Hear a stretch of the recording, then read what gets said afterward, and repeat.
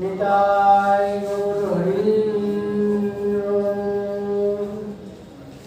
অজ্ঞানতিমিরন্ধস্য জ্ঞানাঞ্জনশলাকয়া চক্ষুरुन्मिलितं येन तस्मै श्रीगुरवे नमः।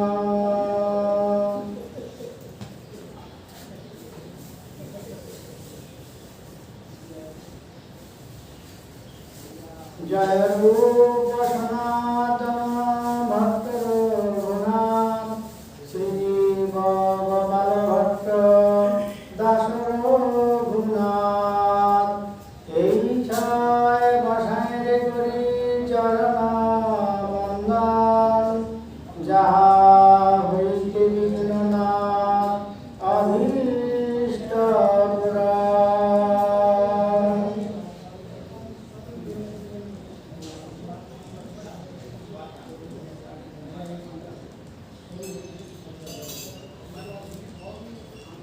मूकं करोति वाचालं पङ्गुं लङ्घयते गिरिं यत्कृपातमहं वन्दे परमानन्दमाधवम्।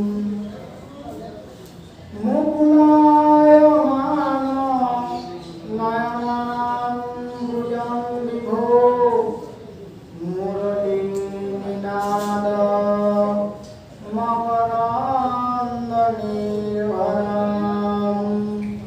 मुकुरायमान मृदुमन्दमण्डलं मुखमाङ्गयं मानसि मे विजृम्भताम्।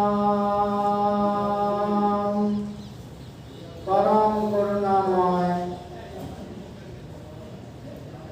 दीनबंधु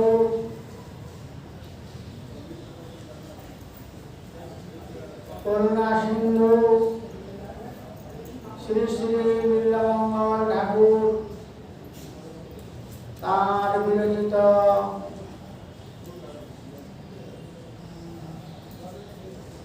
कृष्ण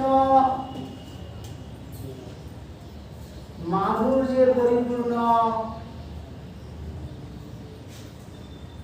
श्रृंगार रसात्मक रसकाव्य ग्रंथ श्री श्री श्री कृष्ण कर्णामृतेर 6 নম্বর কলাপে বর্ণন করছেন শ্রীকৃষ্ণের শ্রীমুখের মাধুরী। কলিযুগ পাবন অবতার প্রেম পুরুষোত্তম গৌর সুন্দর তার অতি অন্তরঙ্গ পার্শ্বগণের মধ্যে অন্যতম শিল গোপাল ভট্ট গোস্বামীপাদ চরণ তার শ্রী শ্রী কৃষ্ণ বল্লভাটিকা শিল কৃষ্ণদাস কবিরাজ বিরচিত শ্রী শ্রী সারঙ্গারঙ্গ দাটিকা এবং শ্রী শ্রী চৈতন্য দাস গোস্বামী বিরচিত সুবোধনী টিকা অনুসারে আজ আমরা শ্রী গোবিন্দের শ্রীমুখ মাধুরী যৎ কিঞ্চিত আস্বাদন করব।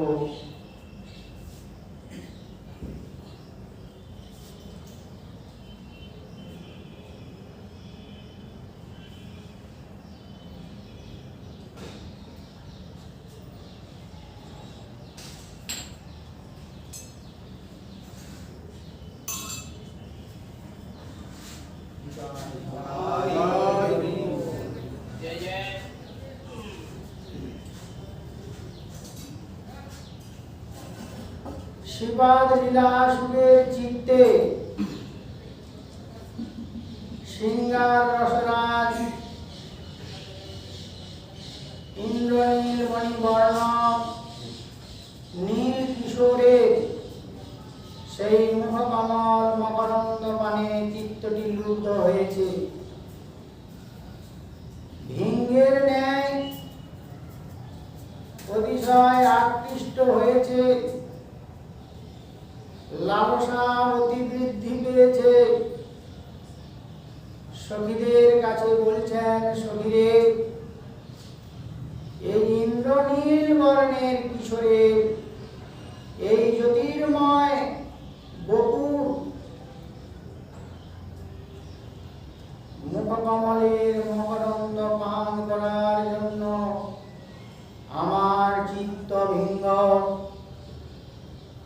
কি এক অতিশয় আকুলতা প্রাপ্ত হয়েছে। মনে হয় আমি আর ধৈর্য ধরতে পারছি না, এখনই জানি কি আর কি যেন হয়ে যাবে। এই বলতে বলতে লীলা সুখের অন্তর হতে স্ফূর্তি হলো শ্রী গোবিন্দের সেই মুখ কমলের অদ্ভুত মাধুরী। গোপাল ভট্ট গোস্বামীপাদ তার কৃষ্ণ বল্লভাটিকায় বলছেন, এই যে মুখপদ্ম বিল্বমঙ্গল ঠাকুরের চিত্তে স্ফূর্তি হচ্ছে, এই স্ফূর্তিপ্রাপ্ত স্বরূপটি বলছেন, সেই মুখপদ্মটি কেমন? বলছেন সকল সৌন্দর্য নিধে মুখপঙ্কজ মে মনসি বিজৃম্ভতাম, অর্থাৎ প্রকাশতাম। সকল সৌন্দর্যের নিধি এই মুখকমল, এই মুখপঙ্কজ আমার হৃদ সরোবরে প্রকাশিত হোক। কমল তো সরোবরেই প্রকাশিত হয়।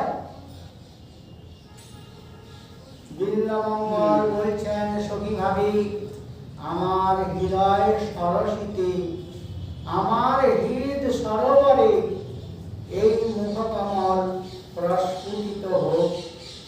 অর্থাৎ এই মুখমাধুরী যেন নিরন্তর আস্বাদন করতে পারি।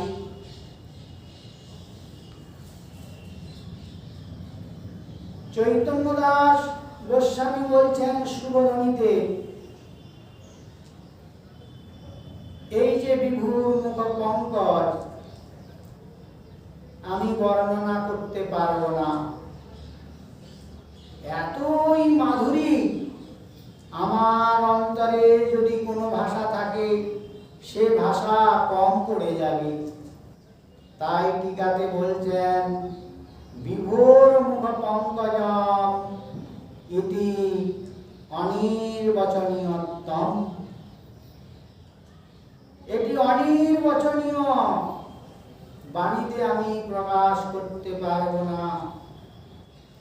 কবিরাজ গোস্বামীপাদ তার সারঙ্গরঙ্গদা টিকায় বলছেন,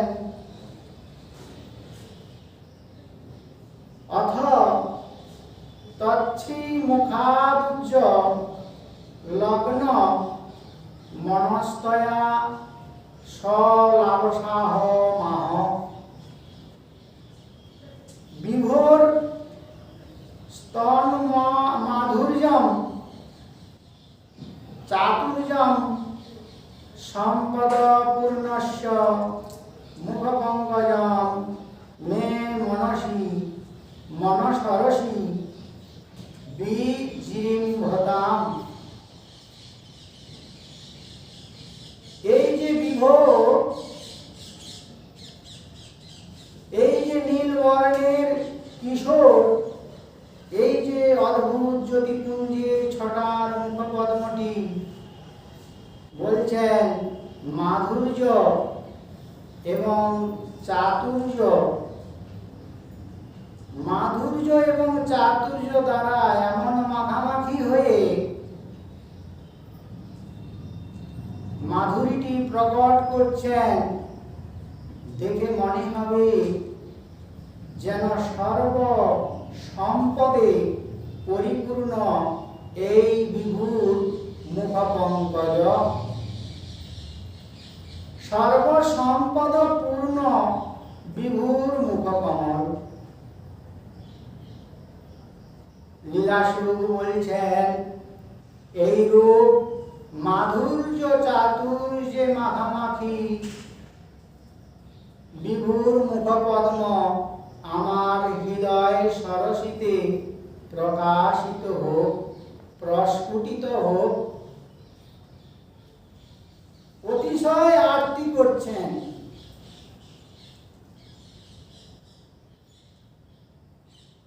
কাদের কাছে? সখীদের কাছে। কোন সখী? তার উত্তরে বলছেন সমবাসনা সম্পন্না সখী। প্রত্যেক শ্লোকেই আমরা আলোচনা করছি লীলাসুখ সমবাসনা সম্পন্না সখীর কাছে বলছেন। অর্থাৎ লীলাসুখের অন্তরে যে ভাব, সেই ভাবের জন না হলে ভাবের বিঘ্ন ঘটে। তাই আচার্যচরণ দিগদর্শন দিচ্ছেন, বাসনা তার কাছেই প্রস্ফুটিত হয়, প্রকাশিত হয়। আমার বাসনার সঙ্গে যার বাসনার সম্পূর্ণ মিল রয়েছে। তাই লীলাসুখ সমবাসনা সম্পন্না সখীদের নিকট বিভুর এই মুখপদ্ম আস্বাদন করার জন্য অতিশয় লালসা জ্ঞাপন করছেন। মকরন্দ রসে পরিপূর্ণ, চাতুর্য মাধুর্য আদিতে পরিপূর্ণ। মকরন্দ রস এই মুখকমলে, এই মুখপদ্মে যেন ভরে আছে। কি সেই মকরন্দ রস?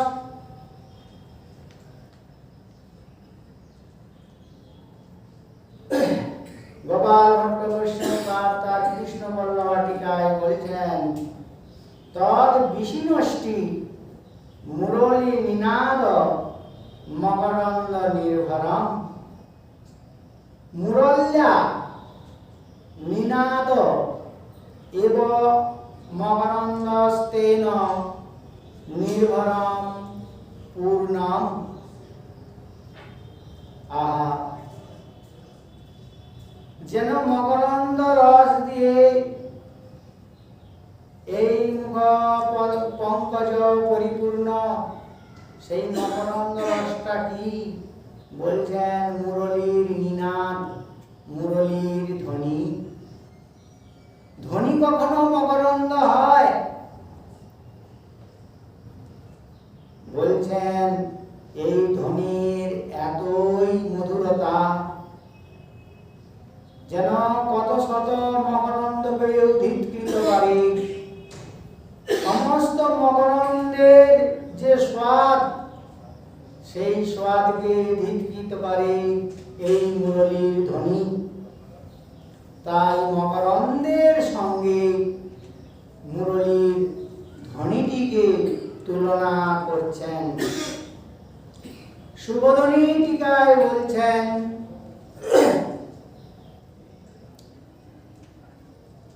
মুরলী নিনাদ এব মকরন্দস্তেন পূর্ণম। একই কথা। সারঙ্গারঙ্গদা বলছেন, কীদৃশম মকরন্দম মুরলী নিনাদ এব মকরন্দস্তেন নির্ভরম পূর্ণম। তিন আচার্য মকরন্দের কথাই বলছেন। এই মুরলীর নিনাদ রূপী মকরন্দ দ্বারা এই ইন্দ্রনীল কিশোর, তার বদনটি অপূর্ব জ্যোতির্ময় কিশোরের মুখপদ্মটি ভরে রয়েছে। মুরলী নিনাদই এই কমলের মকরন্দ। এই মকরন্দ রসে মাধুর্য মূর্তি বিভুর বদন কমলখানি সতত পরিপূর্ণ। এই মকরন্দের আস্বাদন অতি অদ্ভুত। মুরলীর পদপূজন ত্রিজগৎ মানস আকর্ষী ত্রিজগৎ মানস আকর্ষী মুরলী কলক পূজিত। এই মুরলীর কলক পূজন এতই মধুর, এতই মধুর, এই ধ্বনি চৌদিকে ধায়, অন্নভেদী বৈকুণ্ঠে যায়। ব্রহ্মাণ্ডের মধ্যে প্রকট লীলার কথা বলছেন। ব্রহ্মাণ্ডে 14টি লোক রয়েছে। পৃথিবী লোকের কোন এক ছোট্ট স্থলে, সেই গোলকের, সেই ব্রজের, সেই বৃন্দাবন ধামের প্রকাশ হয়েছে। সেই বৃন্দাবনের লীলা এখানে এই আমাদের মর্তলোকে প্রকাশ করেছেন। এখানে গোবিন্দ নিত্যলীলা করতে করতে বেণুর ধ্বনিতে এই বৃন্দাবনের স্থাবর জঙ্গমকে আনন্দিত করছেন। সেই আনন্দের ধ্বনি পৃথিবী লোকের উপরে চলে গেল। ভূগোলক, ভূগোলক পার হয়ে স্বর্গলোক, মহালোক, জনলোক, তপলোক, সত্যলোক, তারপর পৃথিবী আবরণ, জল আবরণ, বায়ু আবরণ, অগ্নি আবরণ, আকাশ আবরণ এবং প্রকৃতি আবরণ ভেদ করে সেই বিরজা নদী কারণ সমুদ্র পার হয়ে বৈকুণ্ঠ ধাম সেখানে গমন করছেন। তাই বলছেন সেই ধ্বনি চৌদিকে ধায়, অন্ডভেদী অর্থাৎ ব্রহ্মাণ্ড ভেদী বৈকুণ্ঠে যায়। ধ্বনির কি প্রভাব! সেই ধ্বনি বৈকুণ্ঠে যায়, অর্থাৎ বৈকুণ্ঠ, মহাবৈকুণ্ঠ, দ্বারিকা, অযোধ্যা, অযোধ্যা, দ্বারিকা, মথুরা, তারপর হলো বৃন্দাবন। কি অদ্ভুত সেই ধ্বনি! সেই গোলক বৃন্দাবনের ব্রজগোপীদের মনকে করেছেন আকর্ষণ। সবা মাতোয়াল করি মদমত্ত করে তুলেন। তাদের দেহ গেহ বিস্মৃতি হয়ে যায়, তারা সব কিছু ভুলে যায়।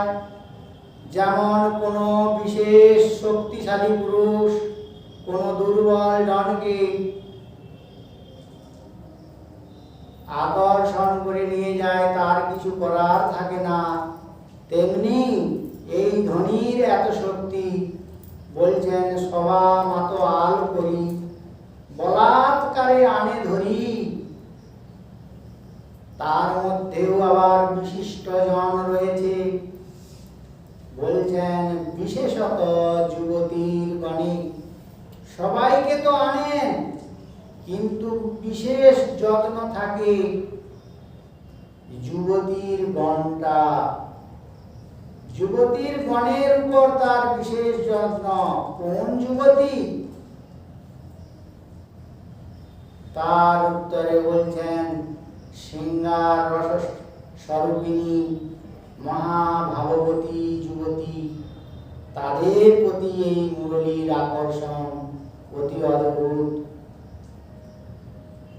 কেননা শ্যামনগরের মুরলীর ধ্বনি যখন বাজে, সেই মুরলীর ধ্বনি ত্রিজগৎকে আকর্ষণ করলেও ব্রজললনার আকর্ষণটি অধিক। তাই বলছেন বিশেষত যুবতীর গণে ধ্বনি বড়ই উদ্ধত। ধ্বনির আচরণটি বর্ণন করছেন মুরলীর ধ্বনির আচরণ বর্ণন করছেন। স্বভাবটি কেমন বলছেন? উদ্ধত। উদ্ধত বলতে কি বোঝায়? যাকে অনেক চেষ্টা করেও মানা করা যায় না, সে তার নিজের ইচ্ছাকেই প্রকট করে কাজ করেন, তাকে বলা হয় উদ্ধত। অর্থাৎ এই ধ্বনি যেখানে যান সেখানে তার কাজ অবশ্যই করবেন, কেউ বাধা দিতে পারবে না। তাই আচার্য বলছেন, কবিরাজ গোস্বামীপাদ বলছেন, ধ্বনি বড় উদ্ধত, পতিব্রতার ভাঙে ব্রত। অতিকোল হইতে টানি আনে। এত বড় শক্তি এই বেণুর ধ্বনির মধ্যে রয়েছে। বৈকুণ্ঠের লক্ষ্মীগণে যেই করে আকর্ষণে, তার আগে কেবা গোপীগণে। এই বিরহবতীর অন্তরে বিরহে এইরূপ প্রলাপ বকছেন। আমরা তো গোপী, গোয়ালিনী। আমাদের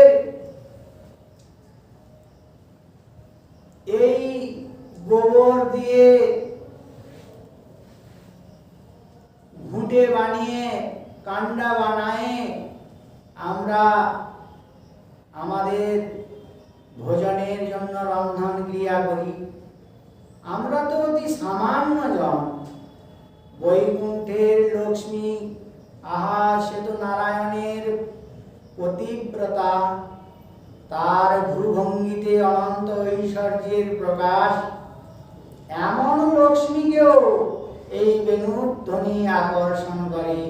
অতএব আমাদের তো করবেই, আমরা তো সামান্য জন।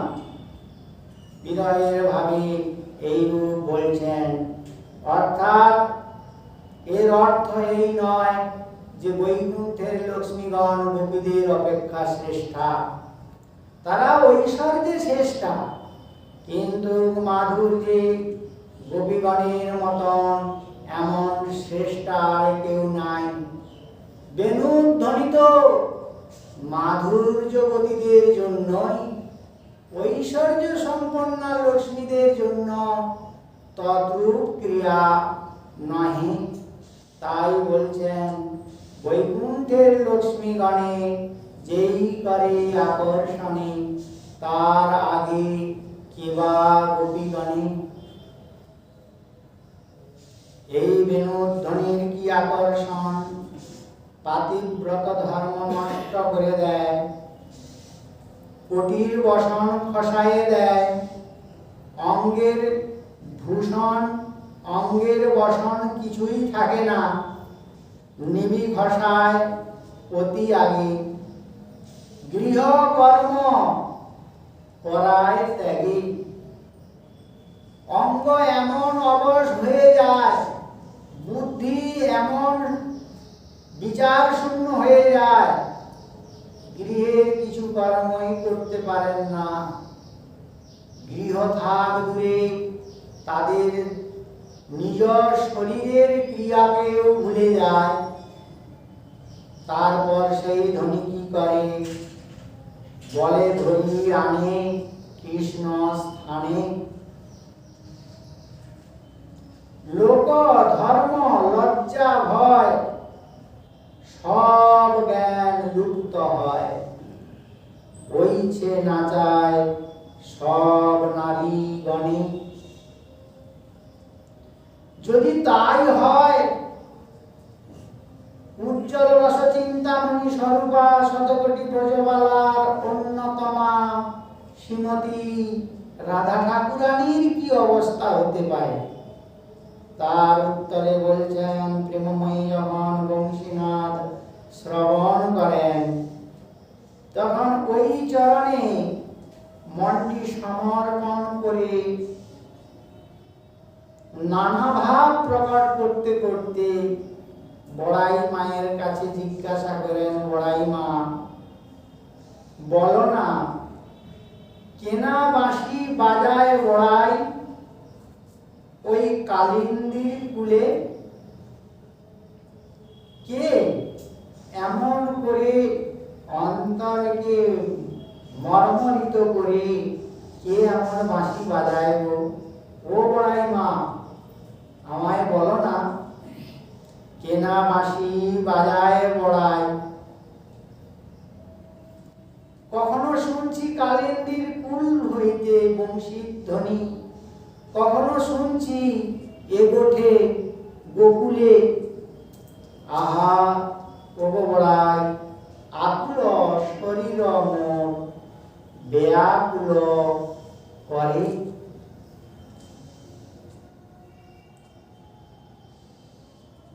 বাঁশির শবদে মন আউদাইল রামধন।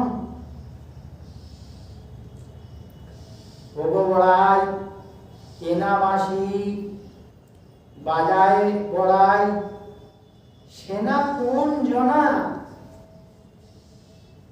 একবার আমাকে যদি তুমি বলো,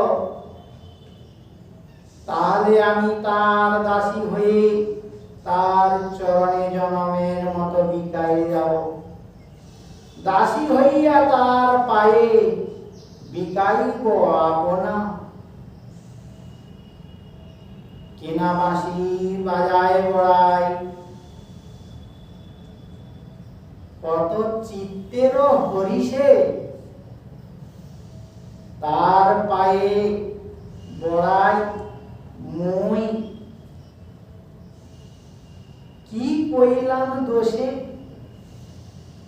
এক একটি ভাবের উদ্গার হচ্ছে। মাদনাক্ষ মহাভাগবতীর অন্তরে এক একটি ভাব উঠছে।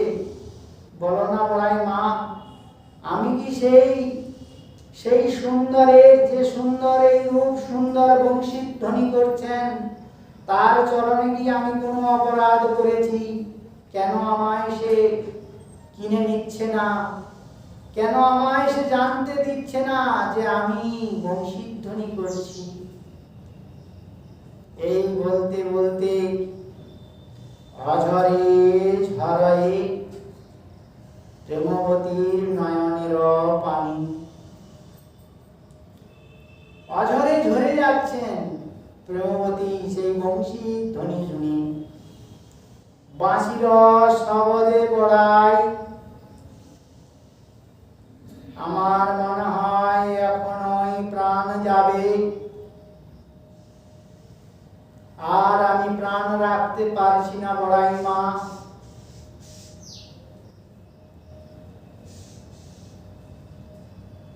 তখন বড়াই মা দেখলেন প্রাণ আর থাকবে না, তাই বলতে লাগলেন, বাজাইয়া এ সুস্বর বাঁশি নন্দের নন্দন, আকুল করিবে কিবা আমাদের মন। তখন প্রেমবতী বলছেন, পাখি নহি, আমি তো পাখি নয় যে তার ঠাঁই উড়ে পড়ে যাও। মেদিনী বিদার দেই পশিয়া লুকাও।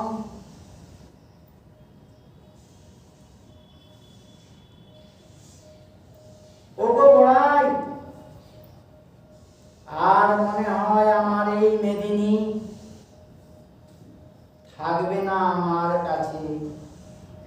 এ মনে হয় বিদায় নেবে, আমার প্রাণ পাখি মনে হয় এবার বিদায় নেবে। ওগো বড়াই, বন পড়ে আগে বড়াই জগ জানে জানি, সবাই জানে আগে বন পড়ে তারপর বনের পশু মরে, কিন্তু মোর মন পড়ে যেন কুম্ভারের মণি।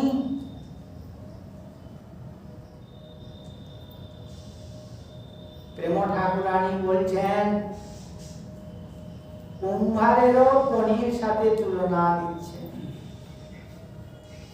অর্থাৎ কুমার যখন কোন কলসি নির্মাণ করে আগে পুড়ায়ে তারপর সেবায় লাগায়,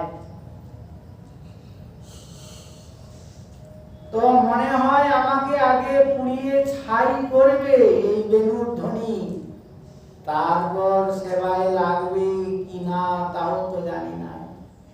কুম্ভারের বণি অন্তর সুখাইয়াম কানু অভিলাষে, বাসলি শিরে বন্দি গাইল চণ্ডীদাসী। শ্রীকৃষ্ণের বংশীর কি অদ্ভুত ধ্বনি,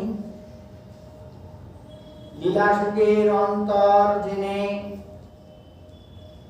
তিন টিকাকার আচার্য চরণ বলছেন শ্রী গোবিন্দের সেই মুখকমলের যেন মকরন্দ নির্ভরম, মকরন্দে পরিপূর্ণ এই মুরলীর ধ্বনি,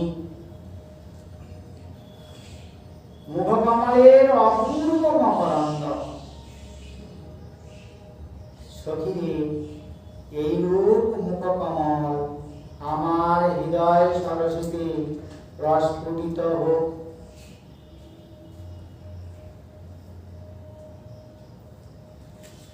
এরপর বলছেন শ্লোকে,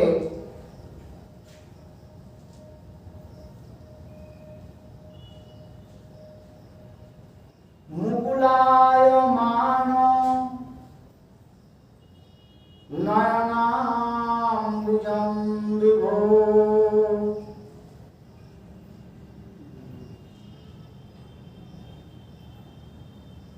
মুকুলায়মান নয়নাম্বুজং বিভো।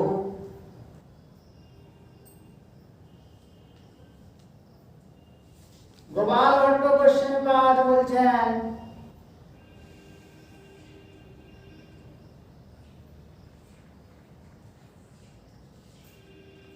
কীদৃশম মুকুলায়মান নয়নাম্বুজম, কীদৃশম বলছেন মুকুলায়মানে মুরলী নিনাদ বিশেষ সঞ্জা, তাতি তোষস্তস্তৎ আনন্দেন মুকুলপ্রায়ে ভবতি নয়নাম্বুজে যস্য।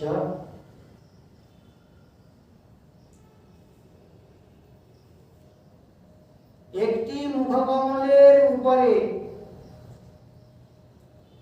আবার যদি দুটি কমল থাকে, সেই কমল দুটি কেমন বলছেন মুকুল, মুকুল সদৃশ নয়ন পঙ্কজ। তাহলে একটি প্রস্ফুটিত পদ্মের উপরে নয়নরূপী মুকুল পদ্ম দুটি রয়েছে, দুটি নয়ন, নয়ন দুটিকে বলছেন মুকুল পদ্ম, প্রস্ফুটিত নয়, অর্ধমুকুল, হালকা চেয়ে রয়েছেন গোবিন্দ, হালকা, নয়নটা প্রস্ফুটিত নয়, কিন্তু মুখকমলটিকে বলছেন প্রস্ফুটিত, এবং সেই প্রস্ফুটিত কমলে বংশীর ধ্বনি রূপী মকরন্দে ভরপুর।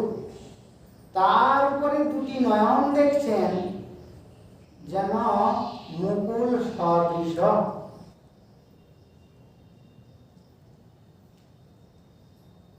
শুভধ্বনি টিকাকার বলছেন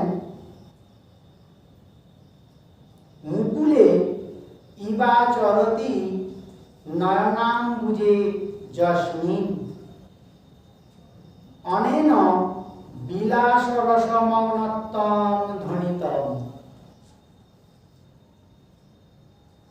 বিলাস রসে মগ্ন এইরূপ মুকুল নয়ন মুকুল প্রকাশ করছে, বিলাস রসে যেন ডুবে আছে নয়ন দুটি।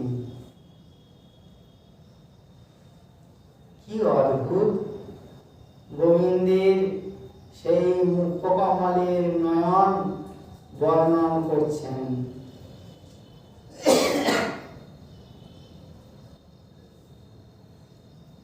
তারপর বলছেন অবজে অবজদয় ভাবাৎ অদ্ভুত উপমেয়। অবজে অবজদয় ভাবাৎ, অবজে অর্থাৎ পদ্মে, আবার অবজদয়ম মানে দুটি নয়ন কমল। এই পদ্মে পদ্মে ঠেকাঠেকি হয়ে কি যে অদ্ভুত ভাবে উদ্গম করছে, বলছে সেটি কে বর্ণন করবেন? অবজে অবজদয় ভাবাৎ অদ্ভুত উপমেয়, এইরকম উপমা আর কোথাও নাই। এটি হলো অদ্ভুত উপমা। সারঙ্গারঙ্গদায় বলছেন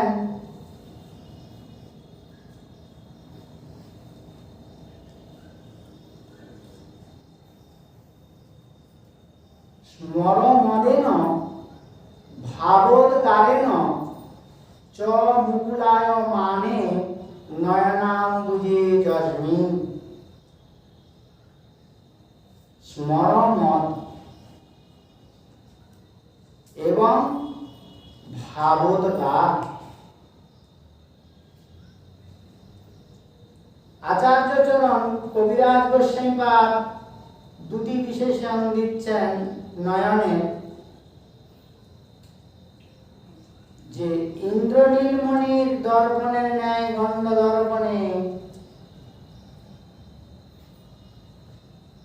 ব্রজবধূগণের ভাবোদ্গার পূর্ণ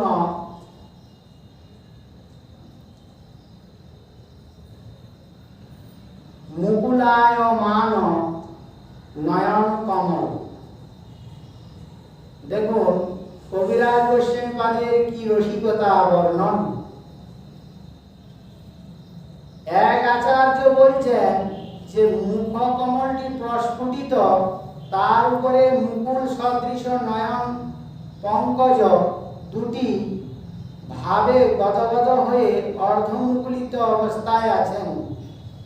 কিন্তু কবিরাজ গোস্বামীপাদ বলছেন যে গোবিন্দের মুকুরায়মান মৃদুগণ্ড মণ্ডলম, অর্থাৎ ইন্দ্রনীলমণির ন্যায় গণ্ডস্থল দর্পণের মতো ঝলমল ঝলমল করছে, আর সেই দর্পণের উপরে শতকোটি ব্রজবালার নয়ন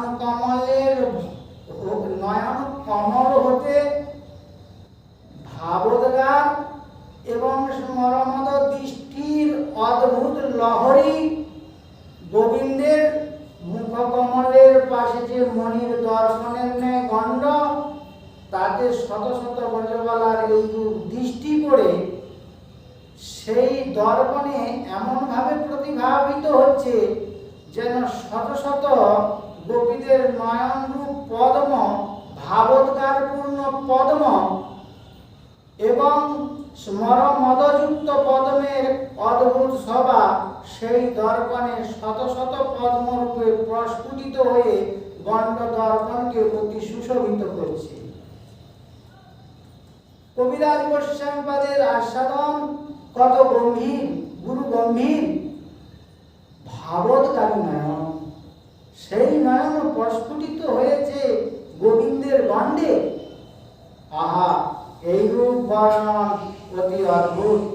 ইন্দ্রনীলমণির দর্পণের ন্যায় গণ্ড দর্পণে ব্রজবধূগণের ভাবোদ্গার পূর্ণ মুকুলায়মান নয়ন কমল সমূহের প্রতিবিম্ব পড়েছে। বোধ হচ্ছে যেন তারা কমলের সাথে কমলের সখ্য করার জন্য মুখকমলের নিকট সন্নিহিত হয়েছে। আরো গুরু গম্ভীর ভাব প্রকট করলেন। লীলাসুখের অন্তরটি বুঝে বলছেন, আমার আরো মনে হয় যে প্রেম ঠাকুরানীর নয়নদয় এই শতকোটি ব্রজবালাদের ভাবোদ্গার পূর্ণ স্মরণদে পূর্ণ নয়নকেও, নয়নের মাধুর্যকেও ধিৎকৃত করে শ্রী গোবিন্দের গন্ধমুকুরে প্রতিফলিত হয়ে শ্রীকৃষ্ণের মুখপদ্মকে যেন খঞ্জনের ন্যায় অতি সুশোভিত করেছে। আহা মরি এই রূপ শ্রী গোবিন্দের মুখপদ্ম, এই রূপ মুরলীর নিনাদ রূপ মকরন্দয় পূর্ণ, যেন সমস্ত জগৎবাসীকে পোষণ করেন।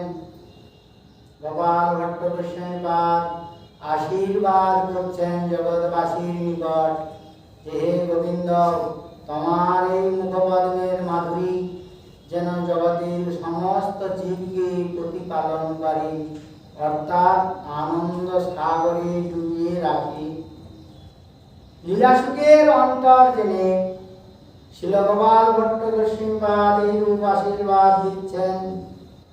পরিবার বর্গের পোষণ, পরিবার বর্গের পোষণ কেমন করে করেন তার উত্তরে বলছেন, যশোমতী শুনেবাসী ননী দেমা নন্দরানী, পিতানন্দ শুনেবাসী এই যে রাধা আনি, সখাগণ শুনেবাসী চল বসতে যায়, আর কমলিনী শুনেবাসী বাহির হও রায়। এইভাবে বংশীর ধ্বনি সবাইকে আনন্দ দিয়ে পোষণ করছেন। কি অদ্ভুত সেই মুখকমলের মাধুরী! সখী হে, কৃষ্ণ মুখ পদ্ম মনোহর। লীলাসুখ বলছেন, কৃষ্ণ মুখ পদ্ম মনোহর, মাধুর্য চাতুর্য সীম, স্ফূর্তি হৌ রাত্রি দিন, মোর মন সাগর মধ্যস্থল, মুরলী নিনাদ যাতে মকরন্দ পূর্বরিতে, মাতায় তরুণী গণ মন, ইন্দ্রনীল মণি যেন মুকুর ছটা হেন, যাতে মৃদু গণ্ডের সোহম, কাম মদ ভাবোদয়, নয়নয় অম্বুজদয়, মুকুলায় মান তাতে সদা, স্ফুট পদ্ম করি যেন অল্প বিকশিত হেন, দুই পদ্ম রহয়ে বিশদা, কিবা গণ্ড দর্পণেতে সহযোগী মুখাম্বুজতাতে আসে সখ্য করিবার আসে,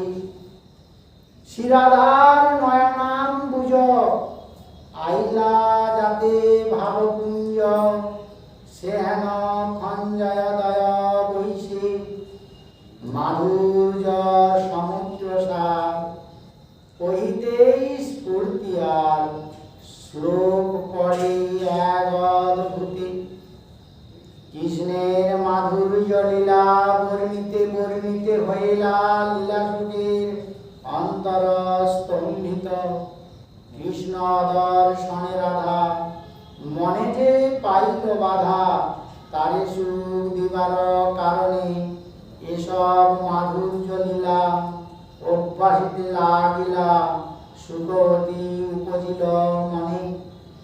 লীলাসুখ অবশেষে বলছেন, আমি যে মাধুর্যের কীর্তন করছি, আমার অন্তর যে ডগমগ হচ্ছে সেই শ্রী গোবিন্দের মুখপদ্মরূপী মাধুর্য আস্বাদনের জন্য। হে সখীগণ, তোমাদের কাছে যে আমি এত ক্রন্দন করছি, আমার সকল চেষ্টা প্রেমবতীকে সুখী করুক এই অভিলাষেই করছি। কি অদ্ভুত ভাব ভঙ্গিমা দেখুন! লীলাসুখ অবশেষে বলছেন, এসব মাধুর্য লীলা কেবল প্রেমবতীকে সুখ দেবার জন্যই আমি এই রূপ বিরহ সাগরে ভাসছি, এই মাধুর্য চরণের জন্য চেষ্টা করে। হে সখীগণ, তোমাদের নিকট সেই শ্রী গোবিন্দের মুখ কমল রূপী মাধুরী বর্ণন করতে করতে সেই মাধুরী প্রাপ্তির জন্য যে চেষ্টা করছি, আমার সমস্ত চেষ্টা ওই প্রেমবতী ঠাকুরানীকে সুখী করুক। বলে জয় জয় শ্রী রাধে শ্যাম নিতাই গৌর হরি বল। শ্রীমন মহাপ্রভুর কৃপাতে আবার আমরা আগামীকাল এই শ্লোকের পরবর্তী আস্বাদন করব। জয় জয় শ্রী রাধে শ্যাম। श्री राधा हरे।